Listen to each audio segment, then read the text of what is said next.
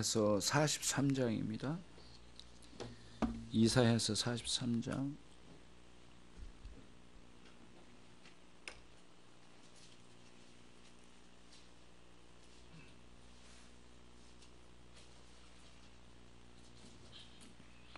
이사야서 43장 7절 말씀 같이 읽겠습니다. 물은 내 이름으로 일컫는 자 곧 내가 내 영광을 위하여 창조한 자를 오게 하라. 그들을 내가 지었고 만들었느니라. 아멘.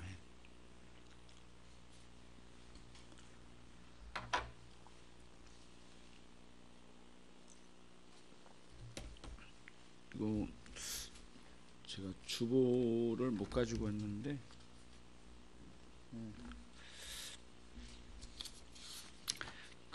있나요?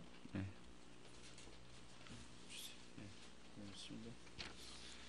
거기 오늘의 교리문답 같이 보겠습니다. 소요리문답 제8문. 하나님께서 이 예정을 어떻게 이루시는가? 하나님께서 그 예정을 이루시는 것은 창조와 섭리하시는 일로 하신다. 소요리문답 제9문. 창조하신 일이 무엇인가? 창조하신 일은 하나님께서 엿새 동안 아무것도 없는 중에서 그의 권능의 말씀으로 만물을 지으신 일인데 다 매우 좋았다. 아멘. 이제 하나님의 그 작정과 작정의 실행이 있다고 그랬어요. 그러면 하나님께서 작정은 영원한 계획이다. 그러니까 온 세상을 창조하시기 전에 하나님께서 영원히 존재하셨는데 우리가 그분이 영원히 존재하셨는데 이 땅을 창조하시기 전에 홀로 영원히 자존하신 그 하나님께서는 아무런 계획 없이 생각 없이 계시다가 창조하신 것이 아니다. 왜? 하나님은 살아계시고 늘 판단하시고 생각하신 하나님이시고 하나님 원래 존재의 본질상 계획하신 가운데 창조의 역사를 이루어가신 분이 하나님이시라는 거예요. 여기 이제 성경의 가르침이 전체적으로. 그러면 이 세상을 창조하시기 전에 하나님은 온 우주 만물을 어떻게 창조해 나가시겠다. 그리고 하신 다음에 어떻게 세상을 다스려 가야 되겠다라고 하는 계획을 세우셨다는 거예요. 계획을. 그러니까 세상 창조 이전에 만세 전에 계획을 세우셨대. 계획을.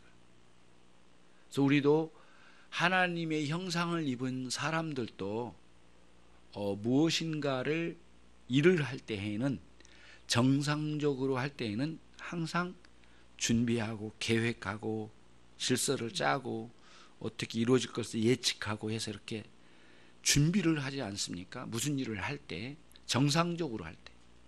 하나님께서도 아주 인격적으로 그런 부분들을 미리 이렇게 계획을 세워 놓으셨어요. 사람이 계획 없이 사는 사람은 사람답게 살기가 어려워요. 그렇죠? 하나님께서 그렇게 만들어 놓으신 거예요. 그래서 뭐든지 계획을 짜고 계획을 따라서 이제 가지만 우리가 완전하지 않기 때문에 우리 앞날을 다 알 수 없기 때문에 갑자기 도래한 일을 또 감당해야 될 때도 있지만은 일반적으로는 계획을 세우고 계획을 따라서 이렇게 무슨 일을 행하지 않습니까? 그거예요, 그거. 하나님께서 그렇게 하셨다는 거예요. 하나님의 성품에 이게 맞고 우리 인간이 원래 그렇게 성품에 맞아요. 일반적으로 정상적인 사람은 계획하고 실행해요. 하나님께서도 그렇게 하셨어요. 계획하시고 실행하셨어요. 창세전에 계획하시고 그리고 실행을 하셨어요. 실행은 뭐예요? 창조와 섭리, 구속과 구속의 완성, 이렇게 쭉 펼쳐요. 성경의 내용은 그런 옛날에 작정도 이야기하지만은 그 전에 그 이후에 창조, 섭리, 구속, 구속의 완성, 이렇게 쭉 펼쳐가신 거예요. 이게 성경 66권의 내용이라고 합니다. 그래서 이거를 신학적으로 구분을 하려고 무척 노력을 했어요. 그래서 아까 영원한 작정은 하나님의 내재적 사역이라고 그래요. 하나님의 사역은 사역인데 내재적 사역. 하나님 당신 자신의 영원한 지혜, 완전한 지혜로 앞날에 이루어질 일들을 짜신 거예요. 짜신 건 뭐냐면은 당신 안에 지혜롭게 생각하고 준비하고 계획하시고 품고 계셨어요. 어떻게 이 세상 만물을 창조하실 것인가를. 그거를 무슨 사역이라고요?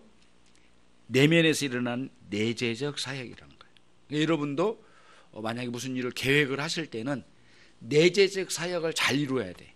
먼저 그게 무슨 일인지, 왜 해야 되는지, 그 다음에 그걸 열매를 뭘 맺을 것인가 예측도 하고, 그다음에 이 일을 할 때 무슨 일이 잘못되어질 때 어떻게 하고, 이렇게 계획을 세우는 마음의 내재적 사역을 먼저 하는 거죠. 그리고 난 뒤에 거기에 따라서 꼼꼼하게 챙겨가면서 순서별로 이제 해나가는 거죠. 이게 인간이 살아갈 때 정상적인 삶이라고 하는 거예요. 하나님께서 그렇게 하셨어요. 적용적인 면으로 한번 생각해 보면 그런 거예요. 굉장히 그러니까 계획을 세우는 게 중요해요. 예측을 많이 해봐요. 그리고 앞으로 이제 내가 하고 있는 일에 대해 앞으로 일어날 일들을 다 꼼꼼히 챙겨보면서 하는 거죠. 하나님 그렇게 하셨어요.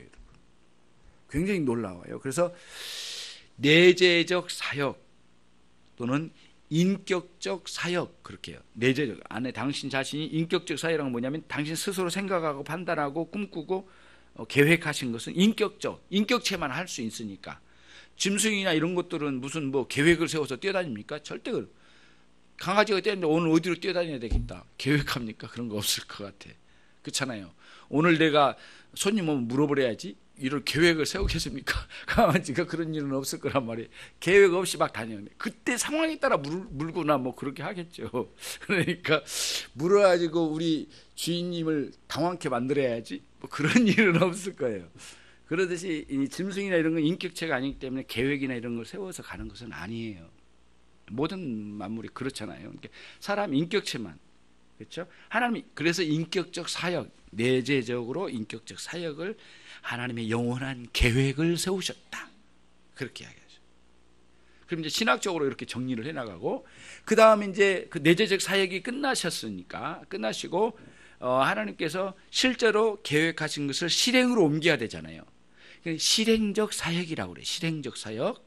그거를 또 뭐라고 하냐면은 경륜적 사역이라고 그래요. 경륜이란 말은 어려운 말인데요. 경영한다라는 뜻이에요. 인생을 경영해야 되잖아요. 우리의 삶을. 하나님께서도 우주 만물을 창조하시고 경영하지 않고 내팽개쳐 놓고 버리시는 하나님이 아니셔요.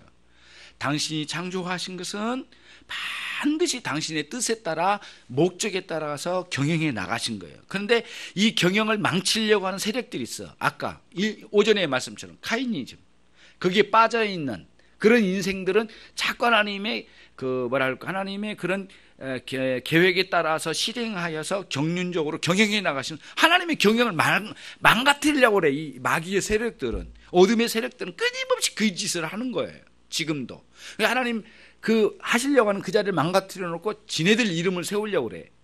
이게 신할 평지에 세웠던 뭐예요? 바벨탑이라는 거죠. 바벨탑. 근데 그 바벨탑은 지금도 세워져 가고 있는 거예요. 사실은 사람들 마음에 다 개인적으로.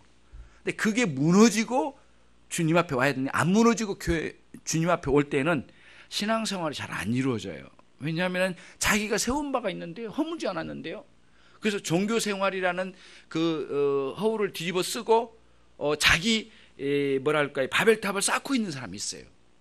그게 무너질 때 진정으로 하나님의 나라의 왕성한 일들이 자기 심령에 세워진 겁니다. 그래야 팔복의 사람이 되는 거거든요. 팔복의 사람 안 되면은 기독교인이 안 되는 거거든요. 그래서 세상에서 세우려는 걸 허물어야 돼요. 그래서 돈을 버리라고 합니까? 재산을 버리라고 합니까? 여러분이 가진 재능을 버리라고 합니까? 그게 아니잖아요. 그거를 하나님의 나라의 목적에다가 돌려야 돼. 이게 옛날의 목적은 다 허물어야 돼. 그러나 하나님 목적, 하나님의 영광스러운 창조 목적에 부합하도록 자기가 하고 있는 일을 바꿔가야 돼요. 방향을 바꿔야 돼요. 예, 내가 부자 되거나 내가 행복하고 내 마음대로 살고자 하는 쪽으로만 가는 게 아니라 내가 행복하면서도 하나님의 영광을 위해서 사는 쪽으로 바꿔가는 거예요. 이게 내 자신 안에 있는 바벨탑이 허물어지지 않으면 절대 신앙생활이 안 세워집니다. 그런 개념을 생각해 보세요. 실행에 나가셨어요. 하나님의 작정을 실행하신데 실행적 사역이 이루어지는데 창조, 구속, 창조, 섭리, 구속, 구속의 완성, 이렇게 네 단계로 쭉 흘러가는 거죠. 예. 예, 그래서 그거를 경영적 사역이다. 그렇게 이제 우리가 표현하고 또 어떻게 또 그거를 표현하냐면 외면적 사역이다. 예, 외면적. 밖으로 흘러 나온 거잖아요. 하나님 당신 자신 안에 있는 계획이 흘러나와서 이렇게 펼쳐가니까 이렇게 외면적 사역, 경륜적 사역, 실행적 사역 이렇게 표현을 해요. 굉장히 놀랍죠. 그게 성경에 이제 기록으로 하나님께서 내가 어떻게 이 사역을 펼쳐갔는지를 기록으로 남겨라.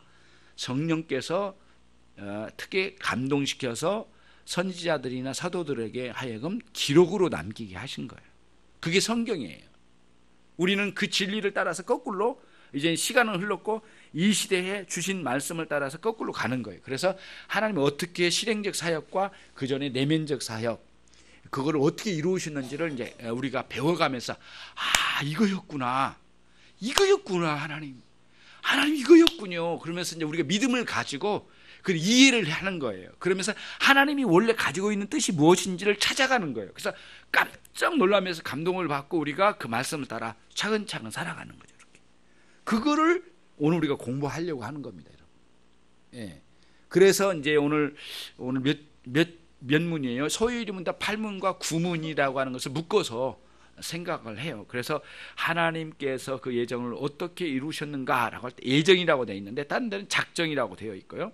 아무튼 작정을 어떻게 이루셨는가? 창조와 섭리, 또 그 위에 섭리 속에 뭐예요? 구속. 섭리 속에 뭐예요? 구속의 완성까지 들어가 있어요. 섭리 속에 그렇게 이루어 가신다라고 이제 8문에서 설명을 하고 있고. 그러면은 첫 번째 하나님의 실행적 사역을 이제 그 다음 배워야 될 게 실행적 사역이잖아요. 그 중에 첫 번째가 창조 사역이잖아요. 창조 사역을 그러면 어떻게 하셨습니까? 그거를 이제 구문에서 배우게 되는 거예요.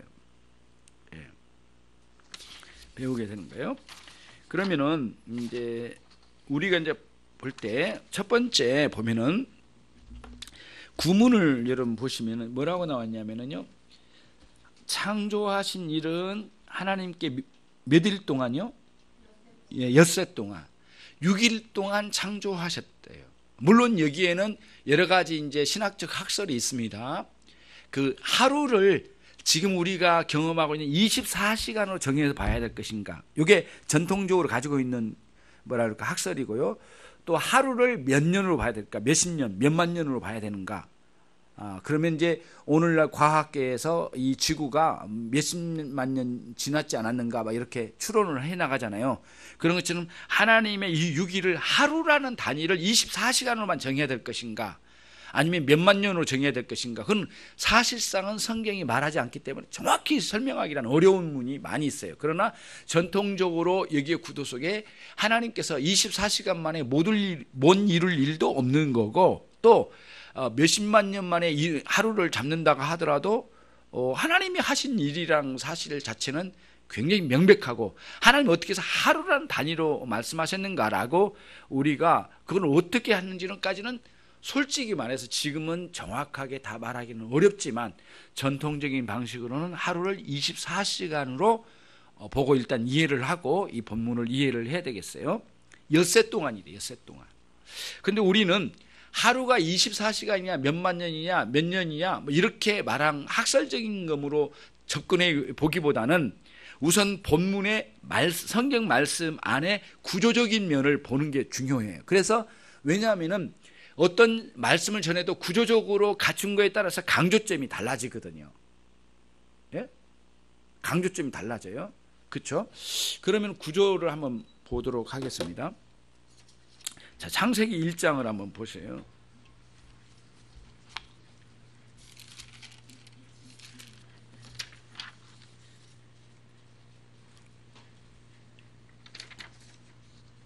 예.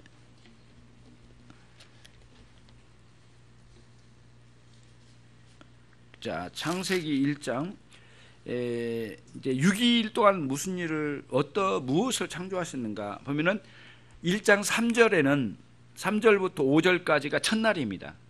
거기서 뭘 창조하셨냐면은 빛, 어두움과 분리시켜 빛을 창조하셨어요. 그렇죠?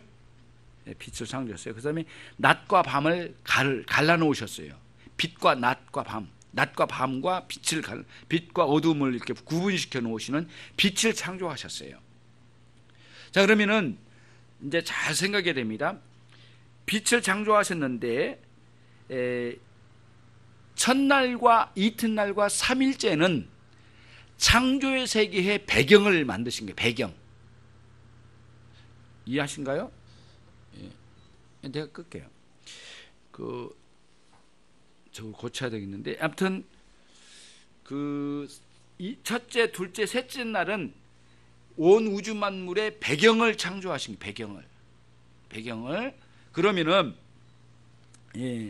자, 배경을 창조하셨는데 첫 번째는 뭐예요? 빛과 어둠과 낮과 밤 갈라서 창조하셨다는 게.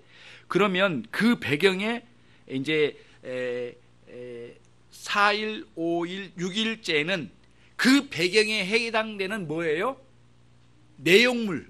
그 배경에 해당되는 내용물을 창조하신 거예요. 그러면 첫째 날은 빛과 어둠과 낮과 밤이라고 했죠. 그럼 거기에 채워진 네 번째 날은 14절에 나와요. 14절에는 뭐를 창조하셨냐면은 해와 달과 별을 창조하셨어요. 이해되시나요? 먼저 배경을 창조하시고 네 번째 날에는 그 배경에 맞는 내용을 창조하신 거예요. 요 구조로 잘 보세요. 그 다음에 이제 둘째 날은 6일입니다. 둘째 날 6일이라는 6절이에요. 6절로 8절까지인데 여기서는 궁창과 하늘과 물이 나뉘어진 것이에요. 궁창은 이런 공중이나 이런 뭐 그런 개념이겠죠. 궁창과 하늘과 물이 나뉘어지는. 그러니까 다시 말하면 이 세상에 존재할 수 있는 어떤 그 물의 세계와 그 다음에 공중의 이런 스카이 이런 공중들을 이렇게 이 공간을 창조하신 거예요. 하나님 공간을 창조하셨는데 창조하신 게 이튿날째예요. 그러면은 저쪽으로 넘어가면은 이제 거기에 내용물을 담으시려면 몇째 날이게 되겠어요? 예? 다섯째 날이 되죠. 다섯째 날. 아니 왜 생각을 안 하시죠? 자꾸 저를 보셔야 돼. 그러니까 둘째 날에는 그 배경을 만드시고 다섯째, 그러니까 앞에 셋째 날과 이 뒤에 셋째 날이 이렇게 겹쳐진단 말이에요. 그러면은 첫 번째 날하고 네 번째 날이 올라와가지고 맞잖아요. 그래서 첫 번째 날 배경을 만들고 그 다음에 네 번째 날은 그 배경에 맞는 내용을 창조하셨다는 게. 그러면은 둘째 날의 배경과 그 다음에 다섯째 날의 내용이 일치한다는 거예요. 자 보세요. 둘째 날에는 궁창과 하늘과 물이 나뉘는 거고요. 그럼 다섯째 날은 몇 절에 있어요? 20절에 있어요. 20절. 20절로부터 23절까지 있는데 각종 새와 아까 물을 창조하셨으니까 뭐예요? 물고기를 창조하신 거예요. 이해가 되죠? 자, 그 다음에 이제 구조를 보는 거예요. 그 다음 이제 세 번째 날은 9절부터 시작돼요. 하나의 배경을 또 만드신 거예요. 자, 거기 뭐를 창조하시는가 봐요. 바다와 육지를 나누시고 거기에 식물과 나무를 창조하셨대요. 예, 바다와 육지를 나눠놓고 식물과 나무를 창조하셨대. 그러면 이제 딱 보면은 세 번째 날이니까 그러면 몇 번째 날이 겹쳐요? 연결이 돼요? 여섯 번째 날. 여섯 번째 날 뭘 창조하셨는가 한번 봅시다. 24절. 그렇죠?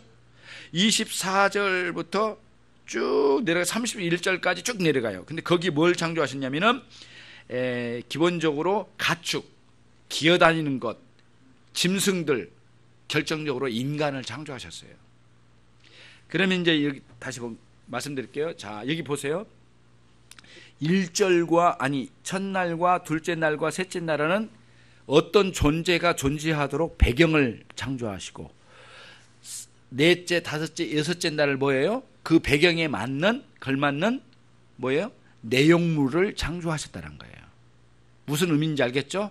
요게 하나의 이제 뭐라 그럴까요? 첫째 날에서 여섯 번째 날까지 하나님의 창조하심을 이 구조를 잘 기록으로 남겨서 이렇게 뭐라 할까요? 이게 구조를 맞춰서 하나님 창조하셨고 또 그거를 잘 정리해서 우리에게 소개하고 있는 거예요. 창세기 1장은 그거를 이야기한 거예요. 그러면서 이 결정적으로 뭐냐면은 없음에서 있음으로 창조하신 거예요. 무에서 유로 창조하신 거예요. 요게 이제 하나의 굉장히 중요한 사상이 있어요. 모든 존재를 존재되도록 부여하신 분이 하나님이시란 거예요. 이 세상의 모든 존재가 하나님께서 있게 하심으로 여기 있다는 거예요. 그리고 필요에 따라서는 하나님 없애시기도 해요. 이 세상에 존재했다가 사라지기도 만드셔요. 하나님 필요에 따라서. 굉장히 놀라워요. 이런 거를 보면 굉장히 놀라운 면이, 정말 놀라운 면이 많이 있으신 거죠. 예. 그러면 우리가 볼 때에 어떤 면을 보냐면, 자 여기 봐요. 약장사 같은데 아무튼 이 배경은 거의 사라지질 않아. 다시 말씀, 이거 보인가요? 대원이 보고 있어? 이 배경 창조 부분은 잘 사라지지 않아. 내용적인 이 세 가지, 넷째 날, 다섯째 날, 여섯째 날의 존재는 자꾸 사라져. 식물이나 겨단거나 이런 것들이 사라지고 또 새롭게 일어나고 사라지고 새롭게 일어나고 사라지고, 이거를 배경에 있는 그 배경 안에 있는 내용물들이 있다가 사라지고 또 창조하시고 사라지고 창조하시고 사라진 거예요. 예. 그러니까 동물이 새끼를 낳은 것은 하나님의 창조의 원리를 따라, 물론 그 어미를 매개체로 한 하나님의 창조의 역사를 지속적으로 보여주신 거예요. 무슨 말이냐면 없음에서 있음으로 만드시잖아요. 창조를 보여주신 거예요. 사람도 마찬가지예요. 엄마와 아빠를 통해서 태어나긴 하지만 없음에서 있음으로 이렇게 창조하신 거예요. 그리고는 몇십 년 살다가 사라지게 만드셔.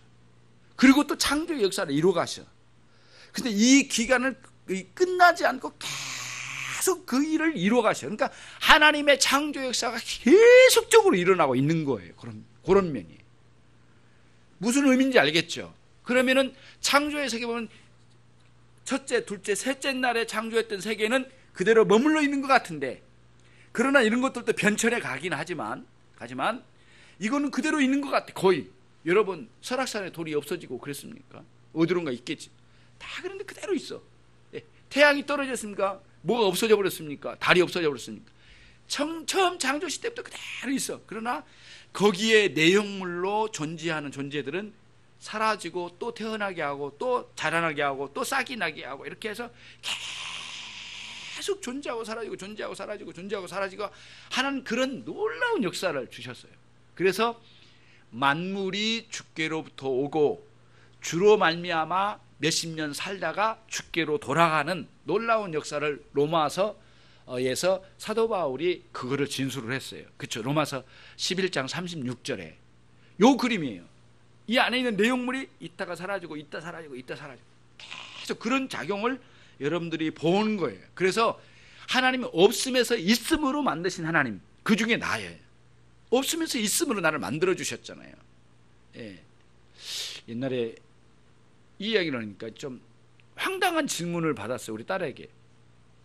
엄마하고 아빠하고 결혼 전에 만났다고, 손잡고 영화도 봤다고 그랬더니 나는 그때 언제 어디 있었어? 그렇게 물어봐. 그래서 그걸 내가 어떻게 나 어디 있어서, 아니 뭐 결혼도 하기 전에 그냥 데이트하고 다녔는데 그럼 나 어디 있었어 그때? 황당한 질문에 둘이 깜짝 놀랐어요. 이제 어디부터 뭐를 말해야 될지를 모르겠는 거야.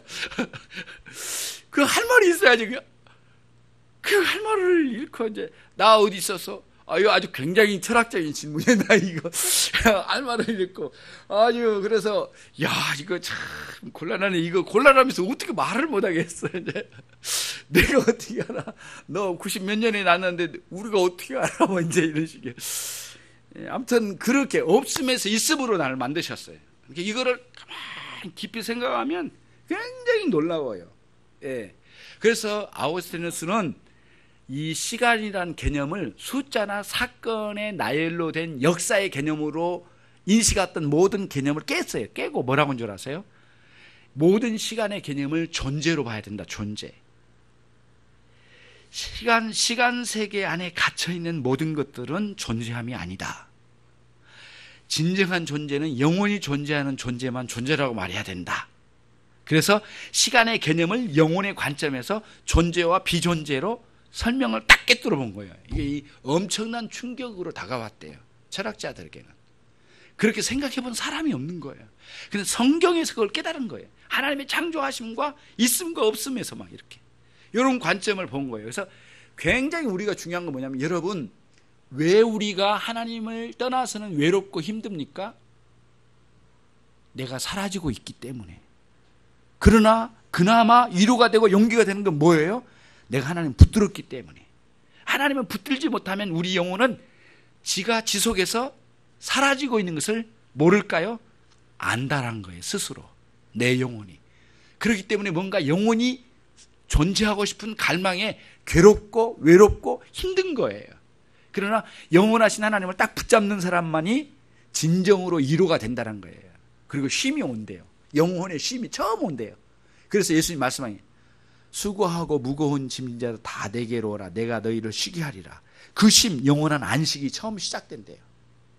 예수님 안에 올 때 처음 안식이 온대요. 그러니까 이런 개념을 잘 여러분들이 꿰뚫어 봐야 되겠네요. 굉장히 중요한 문제라고 나는 생각해요. 왜 사람들이 외로울까? 왜 힘들까? 왜 향락에 빠질까? 왜 죄악 가운데 막 달려갈까? 하나님을 못 만나서 그런 거예요. 못 만나서. 그런 개념을 잘 가지면 시간의 개념을 숫자나 몇 년도 막 그러니까 숫자로 계산하던 걸 다 폐기시키고, 그것은 인간들이 생각해낸 것이고, 하나님이 알려주신 시간의 개념은 영혼과 시간을 비교시키고 그 속에서 존재의 있음과 없음을 존재한대. 있음은 누구예요? 하나님 한 분이고, 없음은 누구예요?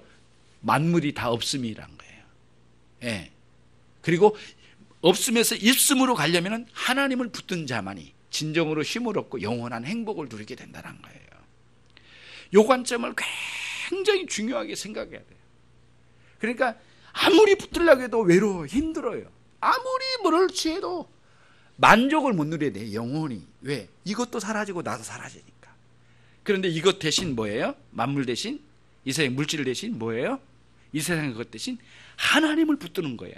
우리 주 예수 그리스도 내 인생에 영접하는 거예요. 그때 진정으로 행복을 누리기 시작한다는 게 굉장히 큰 관점이에요. 그걸 여러분, 아우구스티누스가 뭐랄까요, 고백록에 그거를 써요. 고백록에. 그래서 거기를 한 권, 이게 13권으로 되어 있는 한 권을 시간의 개념이라고 하는 부분을 쓰기 시작해요. 다른 사람들은 숫자로 계산해서 시간을 뭐 몇 년도 이렇게 뭐 계산하고 그러는데, 그런 개념으로, 숫자 개념이 아니라 존재해 있음과 없음으로 딱 잘라 선언을 해버린 거예요. 이게 성경적인 시간의 개념이다라고 봤던 거예요. 예, 그래서 여러분과 제가 창조를 보는 거죠. 우리가 창조론을 이제 쭉 생각하면서 보면서, 그러면은 이제 어느 정도 보았죠. 그래서 아까 이제 다시 볼게요. 창조의 셋째 날까지는 배경을 창조하신 하나님이시고, 그 다음에 넷째부터 여섯째 날은 그 배경 안에 존재할 내용물들을 창조하셨다. 근데 이런 것들은 끊임없이 사라진 것을 우리가 쉽게 볼 수 있다. 눈여겨 볼 수 있잖아요, 이런 것들이. 예. 짐승도 죽어가고 또 태어나고 또 죽어가고, 식물이 죽어가고 다시 태어나고, 사람이 죽어가고 또 새로운 사람이 태어나고, 이렇게 가는 거잖아요. 계속 죽게로 와서 가는 거예요. 이런 그림을 보면서 세상이 이렇게 흘러가는구나, 이제 볼 수 있는 관점이 이제 생기는 것이에요. 그러면은 여러분과 저는 이제 이렇게 하나님께서 일하시는 하나님이라는 것을 알 수 있어요. 예. 하나님은 더 워킹 갓이에요. 워킹 갓. 일하신 하나님. 항상 일하시는 하나님이에요. 계획하시고 실행하시는 전 과정이 일하시는 하나님이에요. 그래서 인간에 주어진 하나님의 형상이라고 하는 것도 일하지 않으면 나름대로 만족을 못 이루는 구조 속에다 두었어요. 그래서 일을 해야 돼.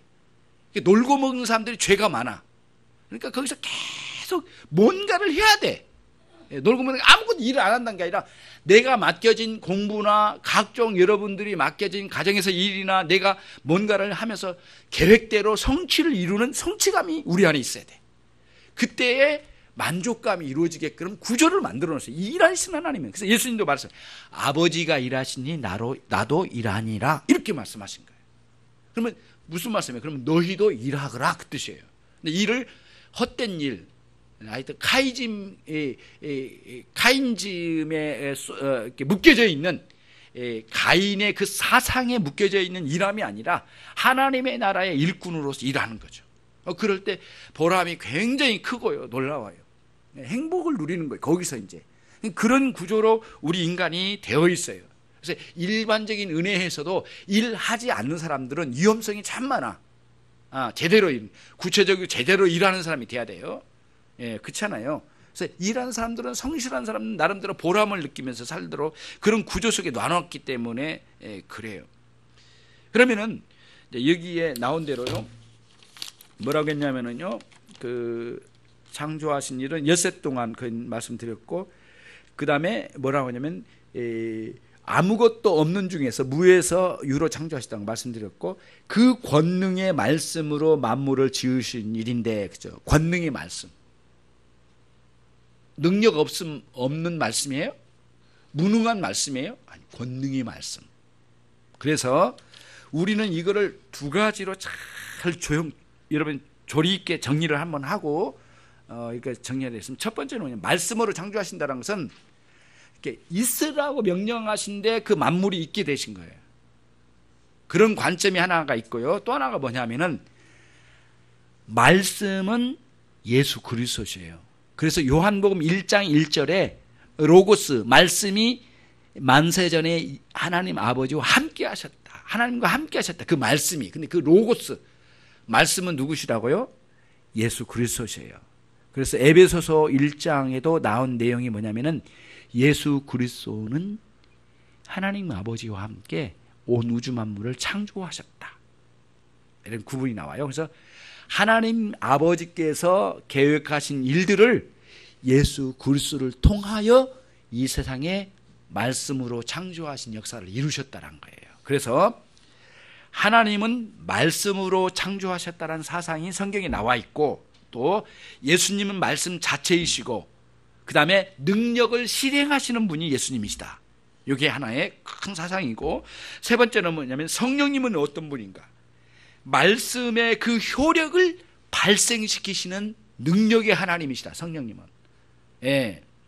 성령님은 말씀의 효력을 나타내시는 능력의 하나님이시고, 그리고 예수님은 말씀 자체이시고 실행하신 분이시고, 또 하나님 아버지는 그 말씀의 능력으로 권능 있는 말씀으로 창조하셨다.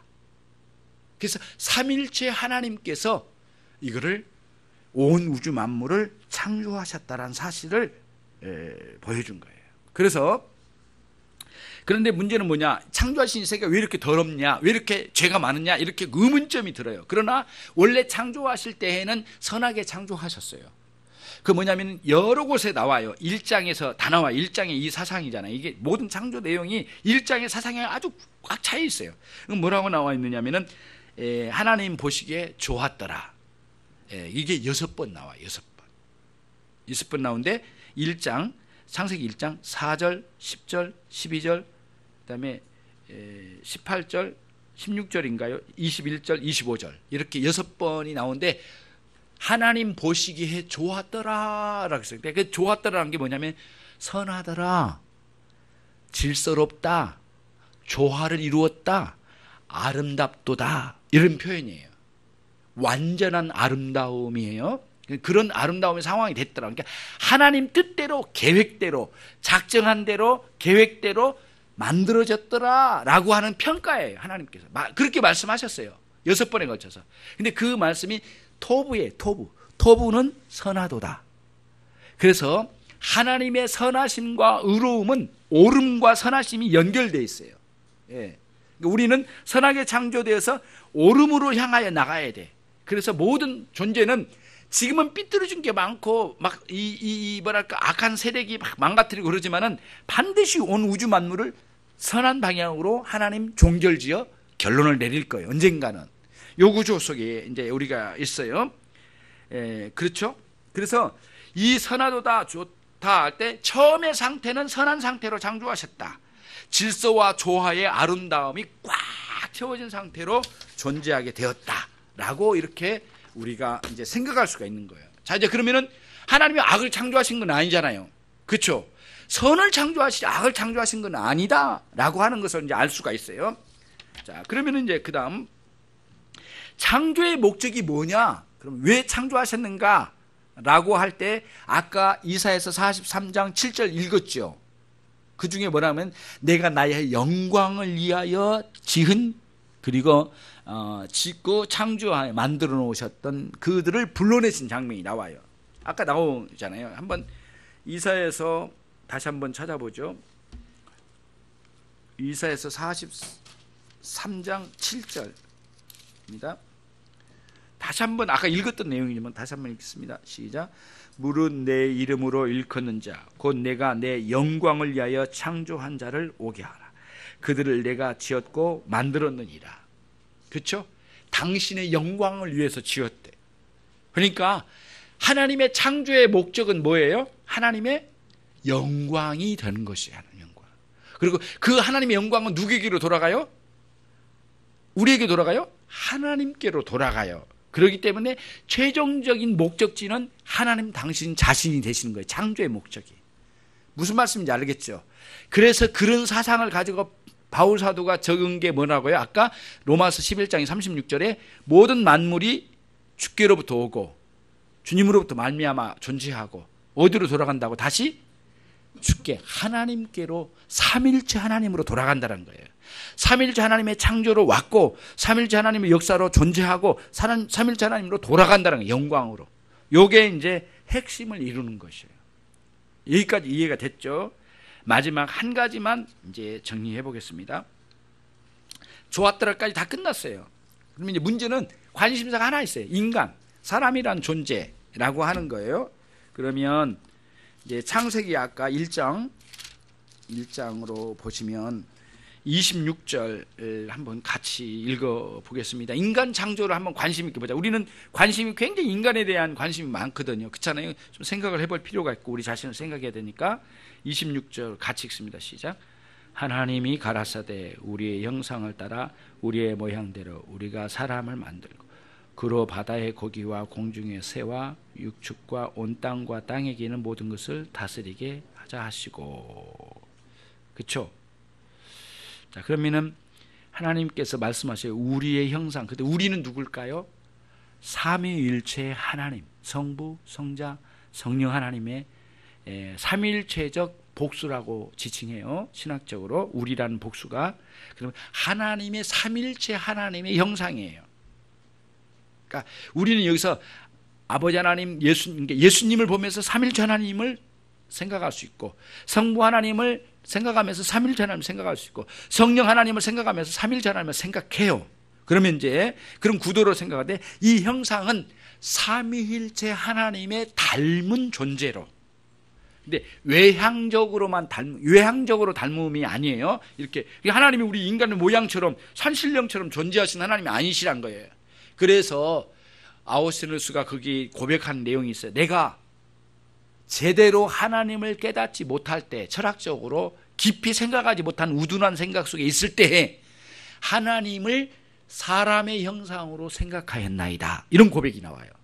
드디어 제대로 자기가 말씀을 깨닫고 제대로 하나님을 인식할 때는 내가 잘못하였나이다. 회개하고 하나님을 사람의 형상으로 그리워하거나 생각하거나 묵상할 수 없다.